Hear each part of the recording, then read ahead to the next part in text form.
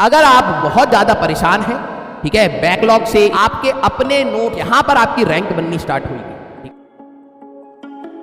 अगर आपको लगता है कि आप अच्छे मतलब ब्राइट मार्क्स नहीं आ रहे, ब्राइट स्टूडेंट नहीं है, ठीक है, और आप स्ट्रगल कर रहे हैं अभी अपने डीपीपीज में, अपने सिलेबस को कवर करने में या स्कूल को मैनेज करने में, अगर आप उस कैटेगरी में फंसे हुए हैं और आपको लगता है कि आपका पोटेंशियल है करने का, ठीक है, मींस आप अभी प्रॉब्लम से घिरे हुए हैं, इसलिए आप अपने 100% पोटेंशियल पे काम नहीं कर पा रहे हैं या नहीं पढ़ पा रहे हैं, लेकिन yes you have the potential, तो मैं आप सभी लोगों को बोलूंगा कि आप अपना बेसिक लेक्चर्स को मिस मत करना, चाहे कितनी भी प्रॉब्लम हो, अदरवाइज ये बाद में कवर नहीं हो पाएगा। ठीक है, यही जो स्टूडेंट्स होते हैं वो बाद में जब 12वीं खत्म हो जाती है उनके लिए गोल हो जाता है। क्यों? क्योंकि उनकी एक्सपेक्टेशन होती है हम बहुत हाई लेवल पढ़ ले पहले से ही, क्योंकि जब आप 12वीं में रिवाइज करेंगे, 12वीं के बाद रिवाइज करेंगे, अगर आपको बेसिक्स भी आते हैं तो आप बहुत अच्छे से चीजों को पकड़ पाएंगे। पहली बात।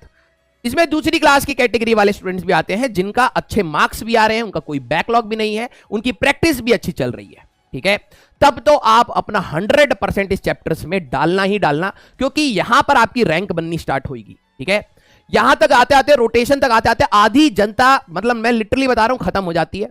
कि अगर आप बहुत ज्यादा परेशान हैं, ठीक है, बैकलॉग से, इन सारी चीजों से, तो आप एटलीस्ट लेक्चर्स के बेसिक चीजों को कवर करना, क्योंकि मुझे पता है इसके बाद जब मैं आपको बोलता हूं आप अपने लेक्चर को बेसिक तरीके से कवर करना, इसके बाद आपका डाउट आता है सर मेरी डीपीपीस के बैकलॉग रह गए, उनको कब कवर करूंगा, सर मेरे लेक्चर्स जो पीछे हैं उनको कब कवर करूंगा। वो आपको समय निकालना पड़ेगा। आखिरी में आते आते आपको लगेगा आपने पढ़ा बहुत कुछ है लेकिन सब कुछ मिल गया है।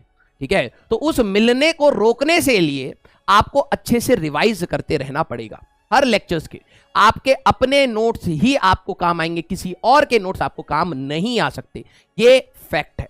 अब यहां से आपके अपने नोट्स बनने चाहिए। हर पेज पर जो भी आप, जैसे आज मान लो हम लोगों ने 4 पन्ने पढ़े या 5 पन्ने पढ़े, उस पन्ने को आप क्या देख के अपने हाइलाइटर से मार्क करेंगे जो आपने नई या इंपॉर्टेंट चीज आपको लगती है।